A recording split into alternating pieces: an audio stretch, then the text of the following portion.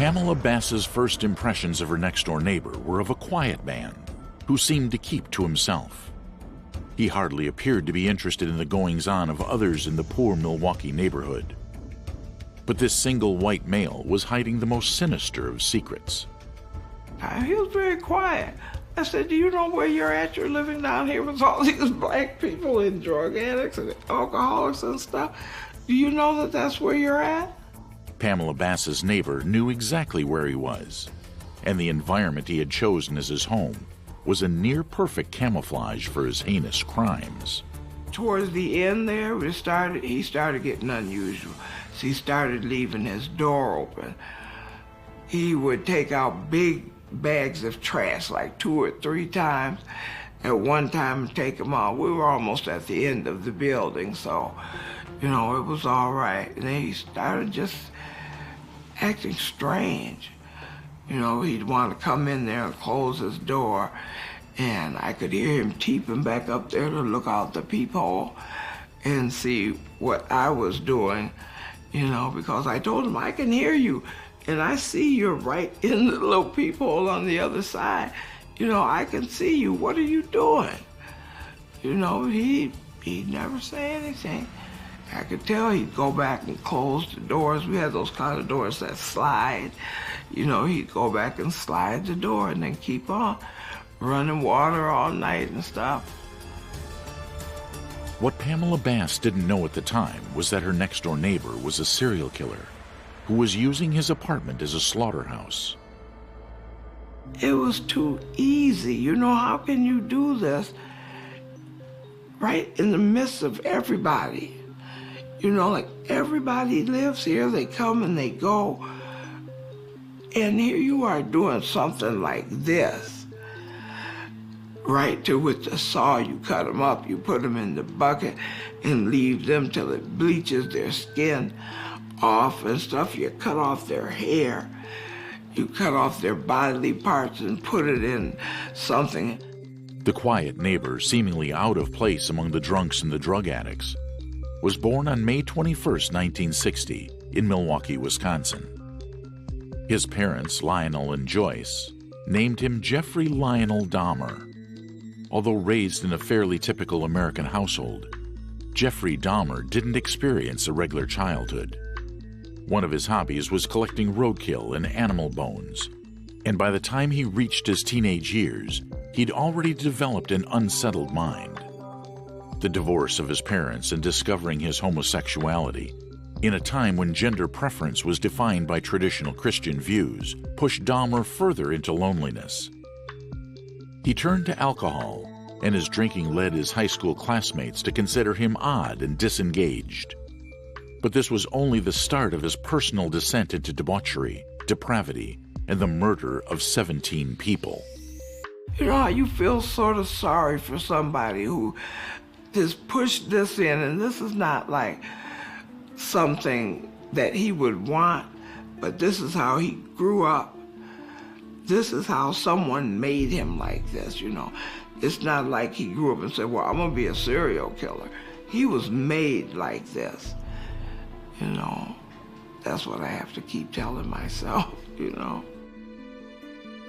Pamela Bass was right at home in her Oxford apartment, just a few minutes' drive from downtown Milwaukee, when Jeffrey Dahmer moved into number 213.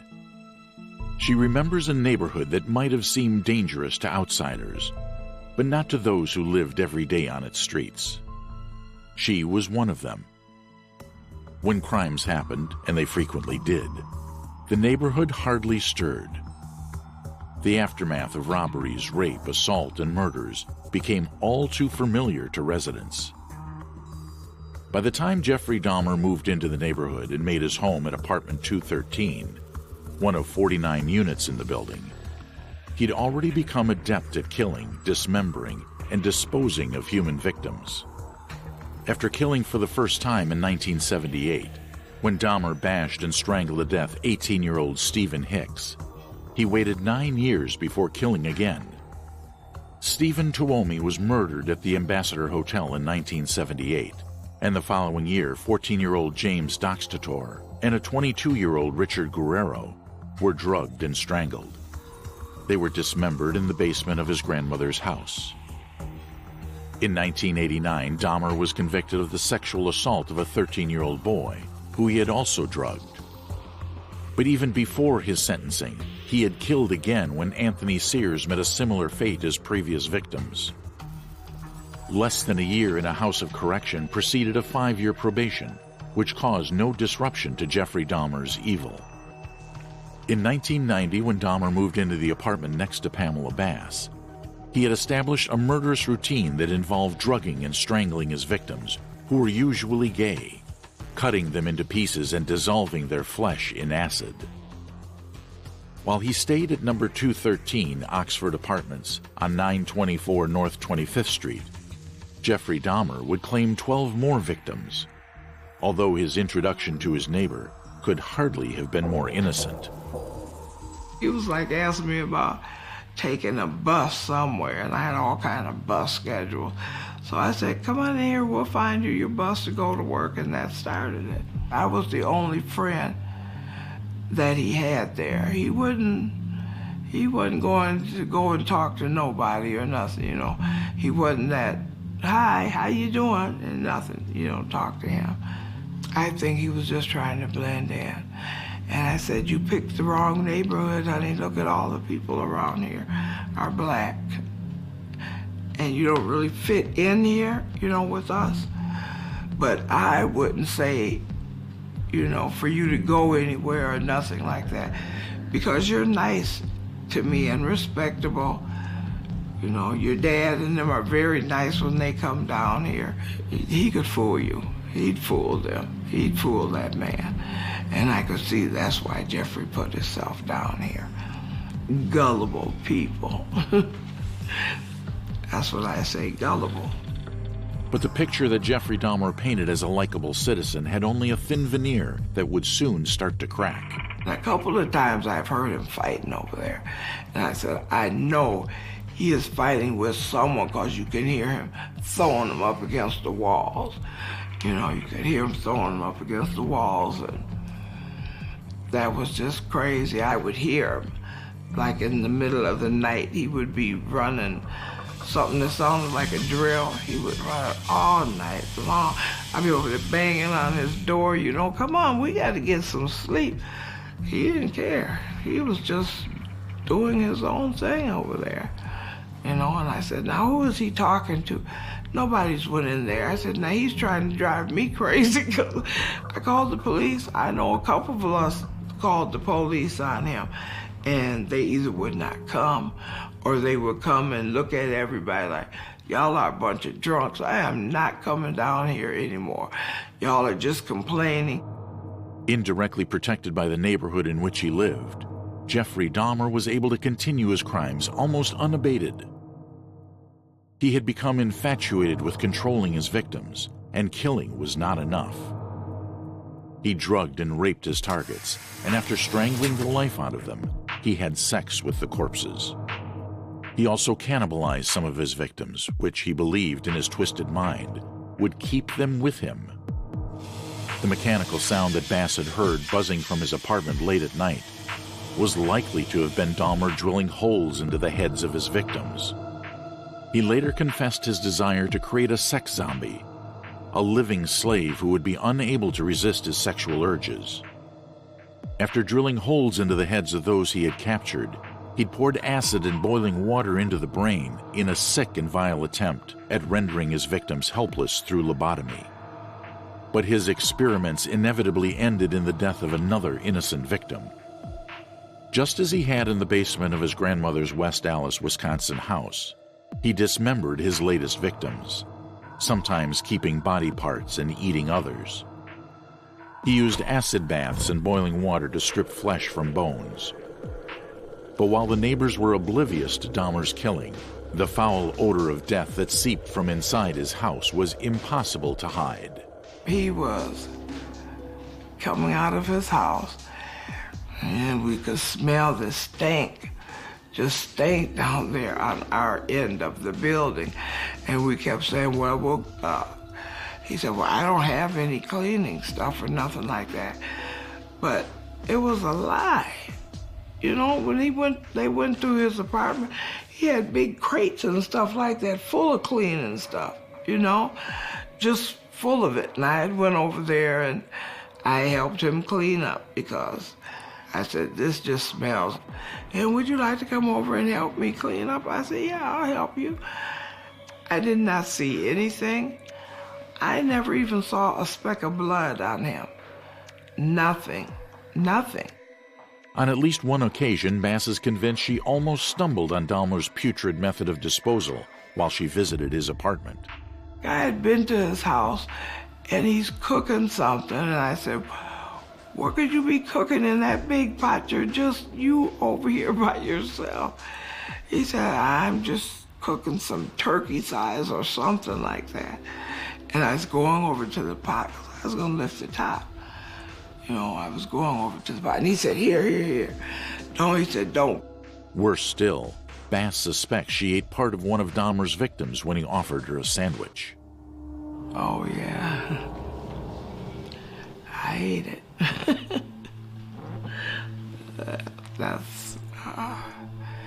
I said, now that after everything has come out, to look to where, and I would never know what part it would have been, but I know there was something, and I would like to say that I didn't eat it, but I did. You know, so. In just 14 months in the Oxford apartments, Jeffrey Dahmer killed a dozen men right under the noses of his neighbors. On at least one occasion, police virtually stumbled on his killing spree. But instead of bringing it to an end, they became unwitting aids to his monstrous activities. Conarak Simthasampone, a younger brother of a man Dahmer had sexually assaulted in 1988, was drugged and raped by the same assailant. When police found Simthasampone wandering naked and bloodied in the street, Dahmer convinced them they were lovers and had had a disagreement. Police allowed Simthasampone, drugged and disoriented, to return to Dahmer's apartment. He died when acid was injected into his brain, before being decapitated and his body dismembered. After claiming his 17th victim, 25-year-old Joseph Bredehoft, on July 19, 1991, Jeffrey Dahmer's sordid and despicable freedom came to an end.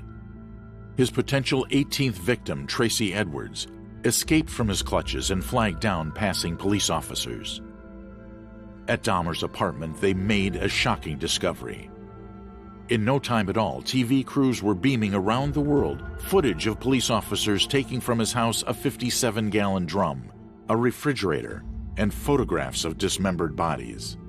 Inside his apartment, they found severed heads, hearts, and human muscle. It was like a circus outside. So I didn't want to go there. I stayed right up there. I said, okay, I'm fine right here. They said, have you seen any of how his apartment is? And then I could see everything that he was talking about, the camera in the corner, the picture up there over the windows. I could tell them about the nights that he was running this thing, chopping up people, and the big I don't know what you call them, big drums, stuff, I guess, that dilutes your skin, so you just have bones. Jeffrey Dahmer had successfully hidden his crimes from local neighbors for 13 years. His arrest and the subsequent news bulletins that revealed the extent of his despicable crimes brought attention to the otherwise overlooked neighborhood. I said, I don't think I can stay here, but I wasn't going to go anywhere either because the other people in the house were treating it like it was a show that you go through a horror movie and you just look at all of them. It don't even seem real. You know, they all had their lives taken away from them. Don't make no sense. After that, everything went crazy. People who used to not say anything started talking, started acting weirder than they were acting before, you know. So they're thinking this is stardom. For me, I can get my name out there. All the drinking, all the people are out there trying to be scammers, you know. Well, here, this was Jeffrey Dahmer's. You can have it for $10. You know, a bunch of people out there. I said, what? I ain't never seen none of y'all. The stain of Jeffrey Dahmer's killing spree clung to the neighborhood like no crime had done before.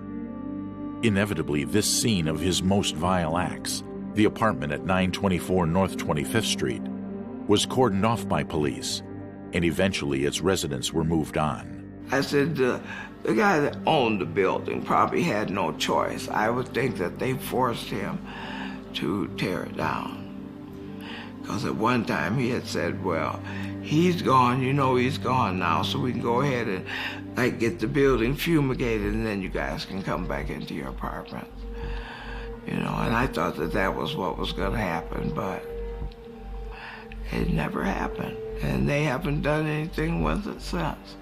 It just sits over there. And it said they were going to make it into a playground for the children. They have done absolutely nothing. Nothing. It's just an empty field. A waste. A waste of life. A waste of everything. Jeffrey Dahmer was indicted on 15 murder charges, and despite pleading insanity, was convicted on all counts. On February 15, 1992, he was sentenced to 15 life terms, and later that year pleaded guilty to the murder of his first victim, Stephen Hicks. He received another life term, but Pamela Bass was not convinced the extent of his crimes has ever been revealed. I knew there were more out there, just like hard-working people. You know, the guys that work labor-ready or places like that, staff works where you go in and you sign up for work. They were like that, so they were so... Why would you take it on yourself to kill them? What did that do? You know, what did it do? We don't know. Everybody is dead. During his incarceration at the Columbia Correctional Institution, Jeffrey Dahmer found God and devoted himself to Christianity. He was baptized on May 1994, but just 6 months later, his final chapter was written. Fellow inmate Christopher Scarver used a metal bar to beat Jeffrey Dahmer to death. Scarver, who'd been diagnosed with schizophrenia, would later claim to have been acting on the orders of God. I kind of got mad at the guy that had killed him, but I had been thinking all the while that they had him. Somebody is going to kill him. Despite the years that have passed since Jeffrey Dahmer's despicable crimes shocked Milwaukee, the friends and relatives of his victims, and those who lived through the horrors, have not forgotten. It'll always be right there. I never will forget it. He'll always be in the corner, like behind my eye. I can still see him. And it's just always going to be there.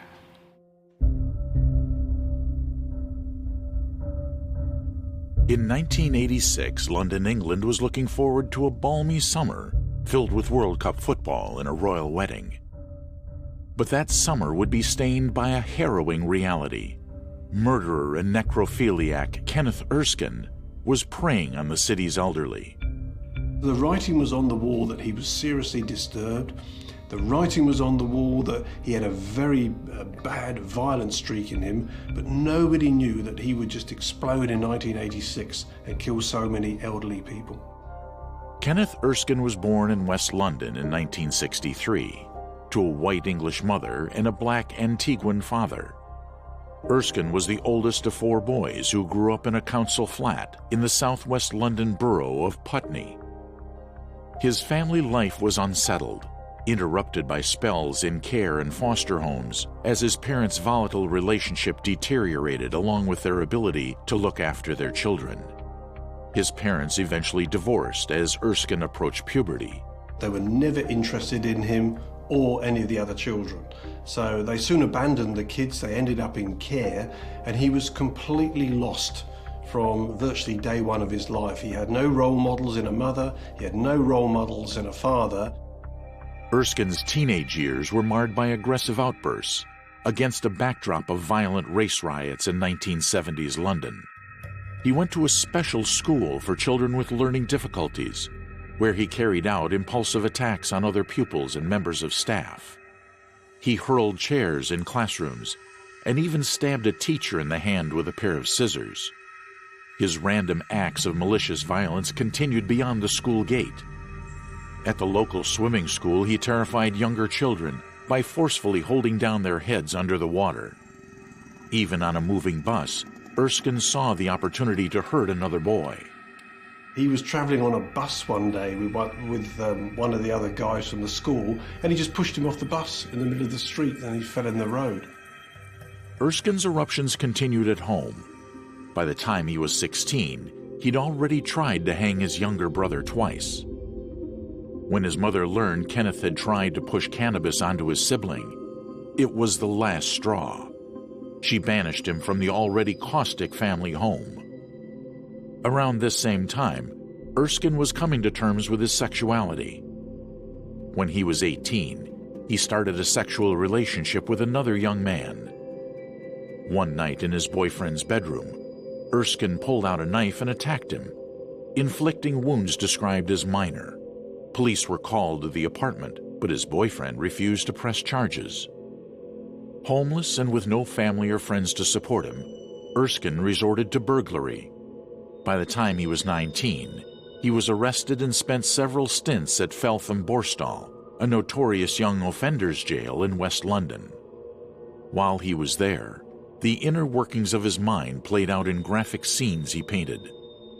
Erskine's violence was already disturbing, but it was the glimpse into the inner workings of his mind that alarmed prison staff and his cellmates.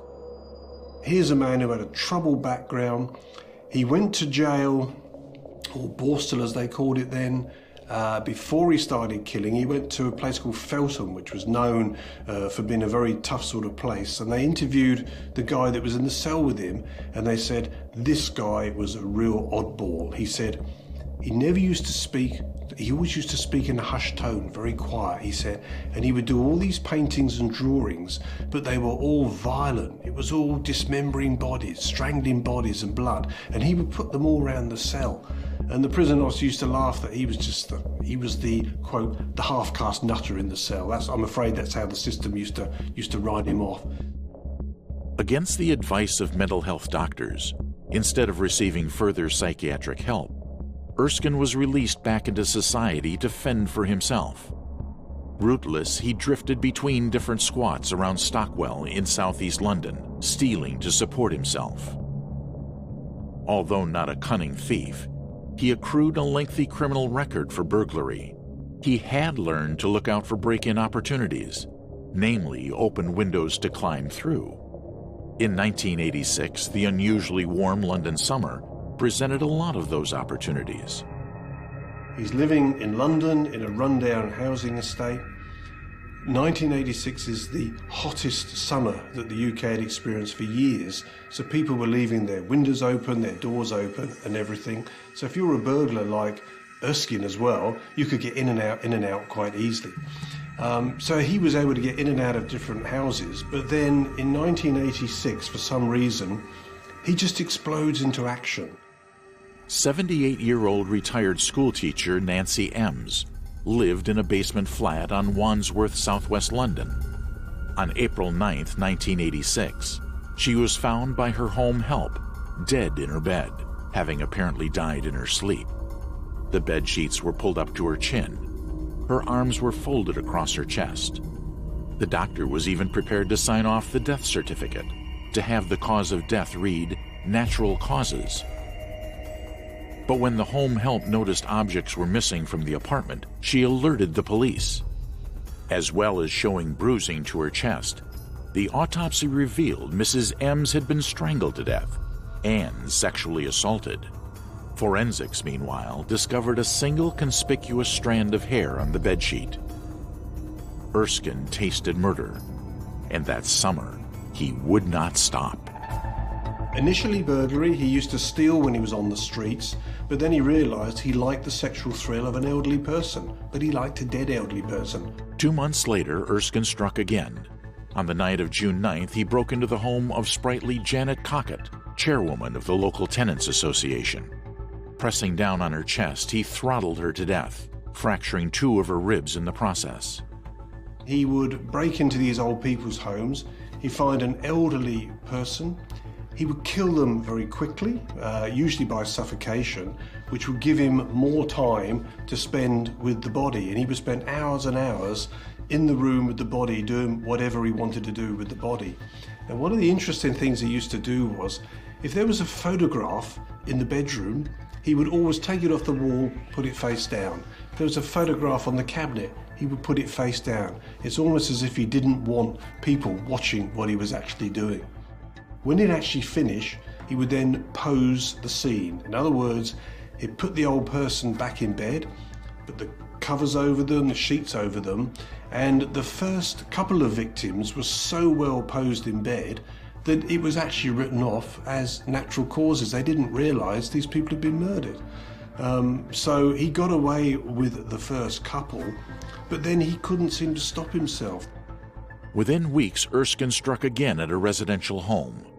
During the night of June 27, 1986, 73-year-old Frederick Prentice awoke to a suspicious noise. When he switched on the light, Erskine went for him, grinning as he squeezed and released his grip around the old man's neck.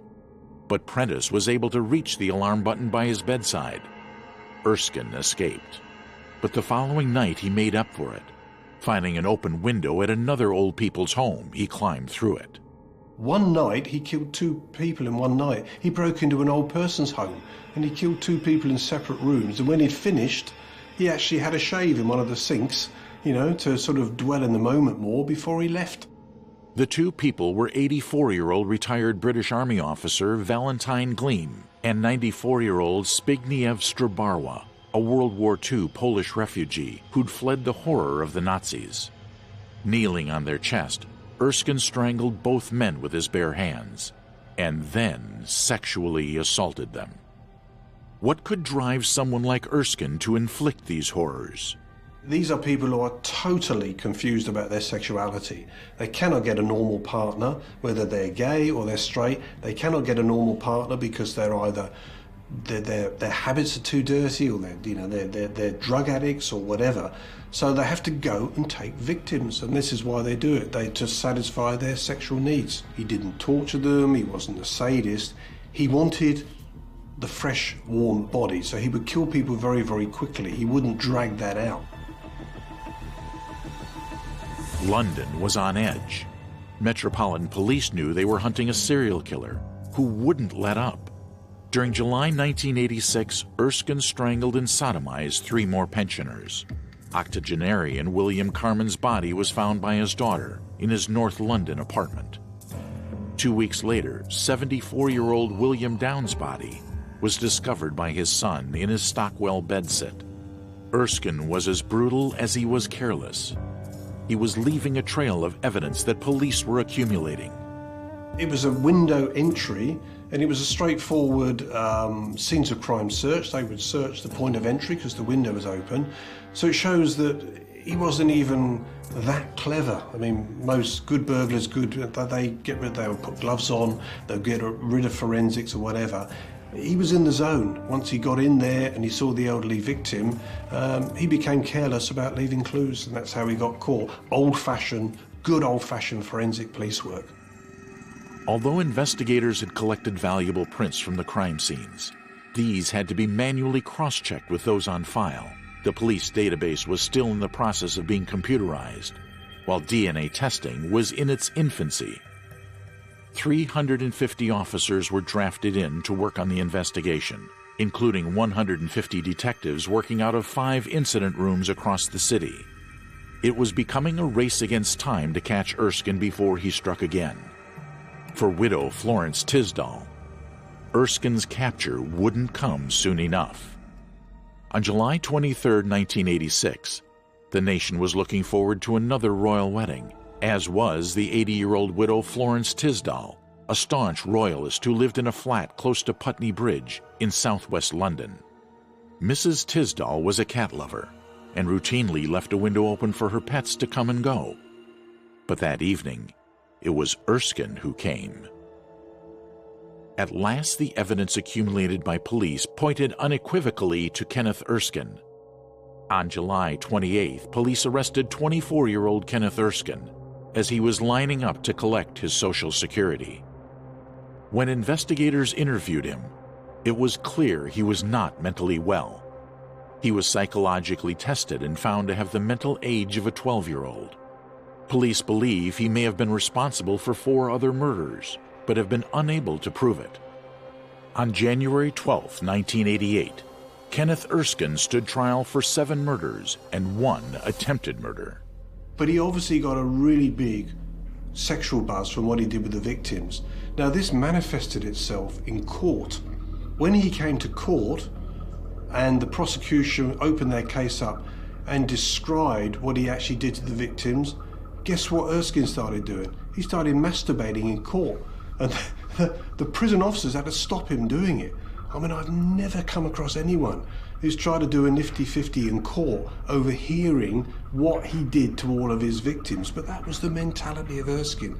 I mean, he's clearly mentally troubled, disturbed, and very, very violent. The jury found Erskine guilty of all charges.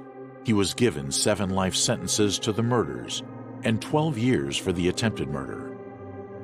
The judge recommended he serve a minimum of 40 years before being considered for parole.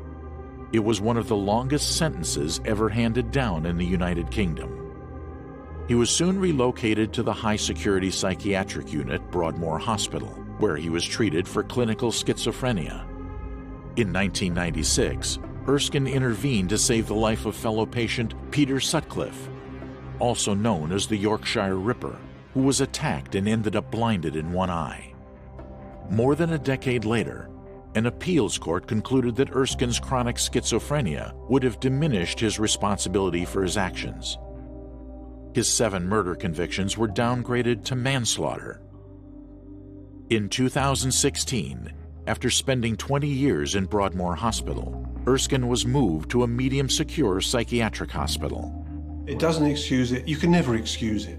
But you can take a step back and see what are the causes. And if you looked at this guy's childhood, the violence in his childhood, the killing the family pets, the trying to hang his own brother, the pushing people off of the bus, the paintings in prison, which were the bloodthirsty paintings, he had a serious escalating problem, which if they'd have challenged it and tackled it then, perhaps he wouldn't have gone on to kill all his old folk back in 1986. He was really seriously mentally ill and he's receiving treatment, but he's someone who should never be released back into the community. It's far too dangerous.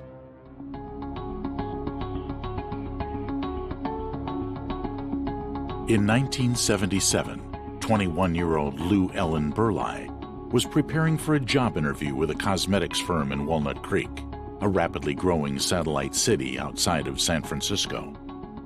The employer explained that his office was under construction, hence the interview would take place in the parking lot of the Regency Shopping Plaza.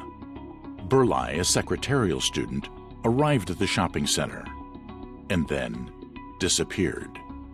It was the last time anyone saw her, dead or alive, with the exception of one man, Roger Reese Kibbe, the I-5 Strangler.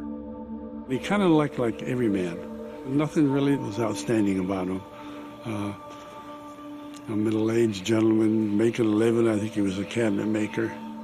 On first appearances, Kibbe was a mild, unassuming man who lived a quiet life with his wife Harriet in the town of Pittsburgh, California. But from a young age, Kibbe's fetish for stealing things ensured several encounters with the law. What was even more revealing is when you really got into the background with him, we found out he was arrested as a juvenile in L.A., where he had stolen panties from various places and took them to his house where he was cutting them up with scissors. In later life, Kibbe did time in a county jail for burglary, and yet more prison time in a state jail for stealing parachutes from a skydiving center. Kibbe was born sometime between 1939 and 1942.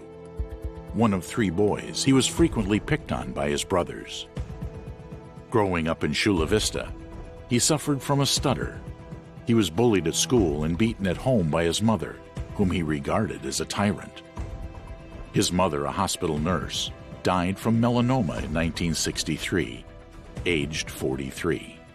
Though he came to have an amicable relationship with his younger brother Steve, a homicide detective in Lake Tahoe, Nevada, Kibbe carried a resentment of his mother into adulthood.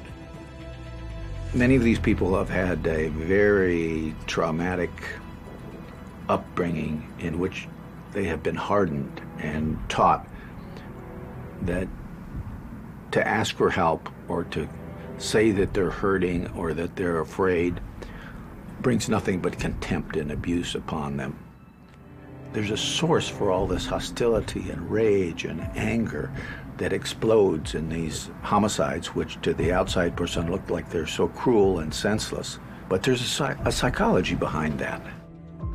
Kibbe's unconstrained urge for rape and murder shed fear throughout the region, which was populated with growing towns, mountainous national parks, and the I-5, the lifeline artery that connected Northern California residents and Kibbe to his victims.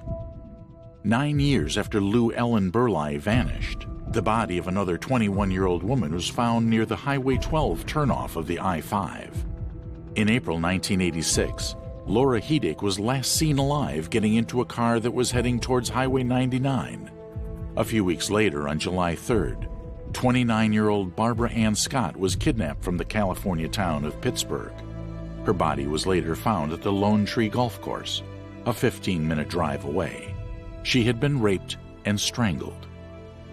2 weeks later, 19-year-old Stephanie Brown responded to a call from some friends who needed a lift. In 1986, we had a report of a missing person, Stephanie Brown. And the situation was Stephanie lived in the north area here. She was called to some friends to go downtown Sacramento because they needed a ride to someone's apartment. And it was the middle of the night. She wasn't familiar with the area, so she took him to the apartment and had him draw out some very detailed directions to get back home. Well, apparently what had happened is she got turned around and she went south on Interstate 5 instead of going north. She was a missing persons, where she worked at the bank. They were concerned, her family was concerned, and so we started like a missing person investigation. And it was probably around noon that day, her car was found at an off-ramp on southbound I-5, in the opposite direction she should have been going. There was actually a map out in the area where she had a map out. So in my mind, immediately, we're talking a random victim, an opportunity victim. This is part of somebody who kills. In the same day, her body was found in an adjoining county, San Joaquin County, where it had been placed in a drainage ditch. But this was one of those cases that, having had a little experience with serial murders, really helped. Stephanie had been raped and strangled. Her hair and her top had been carefully cut. A month later, 26-year-old Charmaine Sabra and her mother were standing by their car on the I-5 hard shoulder. They'd been driving back to Sacramento when their car broke down near the Peltier Road turnoff. Charmaine was under pressure to get back to her baby son. We had a mother and daughter who were returning from Stockton, going to Sacramento, north on there. Their car broke down. This gentleman stopped and wanted to give them some assistance. And the daughter had a baby at home, and she really had to get home to take care of that baby. And so the driver who stopped, which was Kibbe, offered to take her home and leave the mother there in the car until she got some help. Well, and then her body was found later in another county. Charmaine's remains were found 3 months later in Amador County near Highway 124. She too had been strangled, while her hair and clothes had been cut. The discovery of her body came just days after another young woman was found murdered in Lake Berryessa. It was 25-year-old mother of two, Catherine Quinones. He was organized. He had his little paraphernalia to tie him up, and he looked for victims of opportunity. He wanted to take control. He was in the control mode.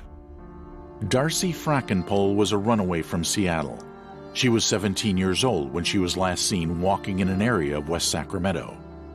We had a a young girl who was being pimped by her boyfriend down in Modesto.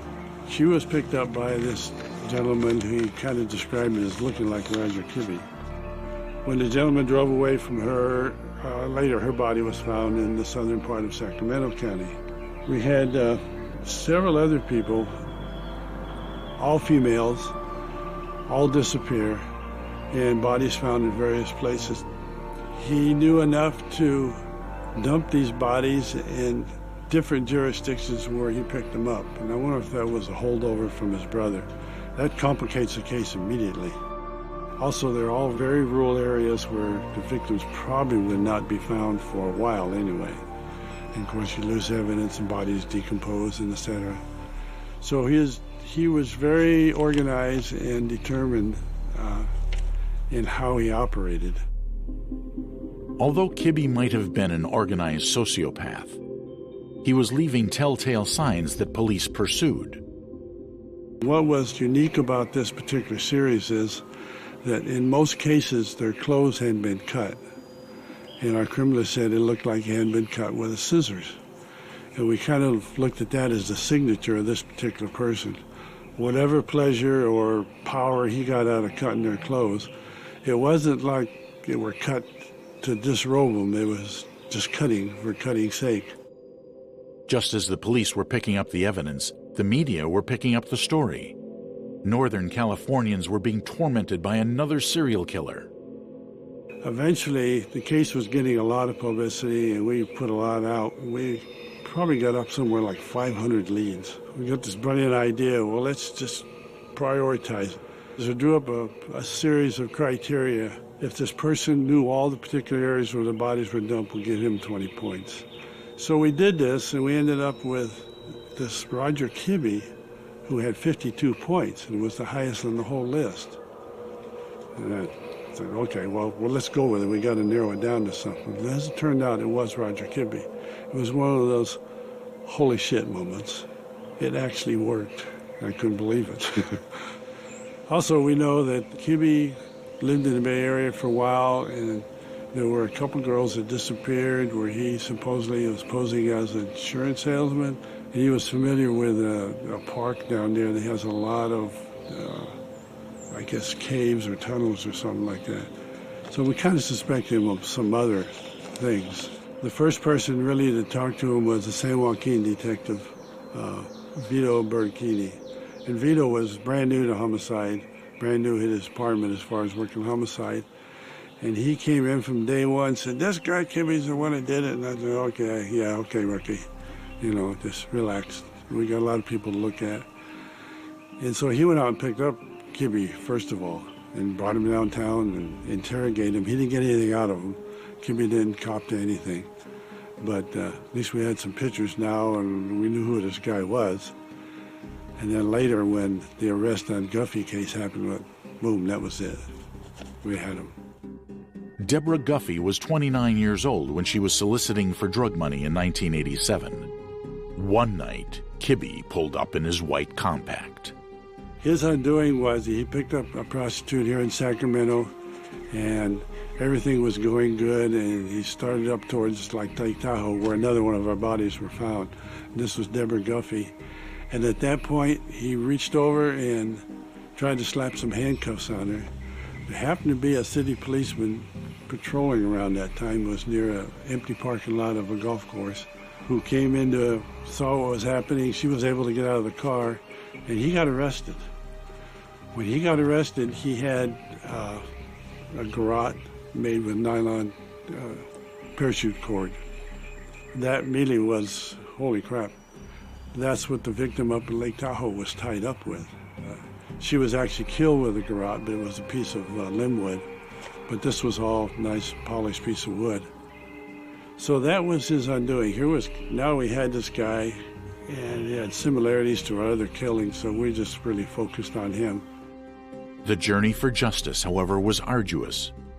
Most of the evidence police had gathered was circumstantial, and not enough to prosecute Kibbe for all 7 murders. So Kibbe was initially charged with 1 count of first-degree murder, that of Darcy Frackenpole. During the trial at South Lake Tahoe for the victim, Darcy Frackenpole, which was a runaway from the state of Washington, and ended up down here and kidnapped and taken up there and killed. As he was letting out of the courtroom, he got a little upset and says, "What's everybody getting upset? I just killed the guy's girlfriend because Laura Hiddick's boyfriend had just testified." When he actually copped out to another murder when he did that. So he wasn't the sharpest tack in the box. In 1991, he was found guilty of murdering Frackenpole and sentenced to 25 years in jail. It took another 12 years for Kibbe to face justice for his other devastating crimes. Criminalist Faye Springer was a forensic pioneer. She led the team who pieced together microscopic evidence linking Kibbe to the murders of Laura Hiddick, Stephanie Brown, and Charmaine Sabra. And it was a case of real intense trace evidence to identify things on the cord. Actually, the cord, when you looked at it, looked like white cord. But under an electronic microscope, it had some red spots and spores. And what it was is at one time he was the manager of a storage facility here in Sacramento, and he was spraying something, and this cord actually got overspray. Not enough to where you could see it with the naked eye. But they were able to match up hairs and fibers, which were not conclusive but very similar, and spores from the trunk of his car to the trunk of, to match up with the vehicles that other victims had used. So it was a real forensic case and a lot of work done by criminalist Faye Springer. By 2003, advances in DNA testing incriminated Kibbe in 2 more killings. Faced with overwhelming evidence against him, Kibbe confessed to all of the murders. Eventually, after he was convicted, they made DNA in a couple more cases. One with a body that was from Sacramento, found up at Lake Berryessa, and a couple others that we suspected, but now the DNA actually firmed it up. Families had to wait until 2009 for Kibbe to be found guilty of the 6 other murders. He received a further 6 consecutive life sentences. Kibbe avoided the death penalty by agreeing to help police locate the body of Lou Ellen Burleigh, whose family, more than 3 decades later, were still unable to give her a proper burial. Kibbe had told investigators he had left her body in a dry riverbed amongst the hilly terrain of Lake Berryessa. Despite numerous ground and aerial searches, Burleigh's body couldn't be found. Napa County Deputy Sheriff Michael Bartlett took it upon himself to continue the search. In 2011, in walking through the hills, he noticed a piece of bone glinting in the riverbed. DNA tests proved that it belonged to Lou Ellen Burleigh. The discovery offered a small piece of closure for her family. For others, another question lingers. If Kibbe could be linked to 6 murders between 1986 and 1987, what did he do between 1977 and 1986?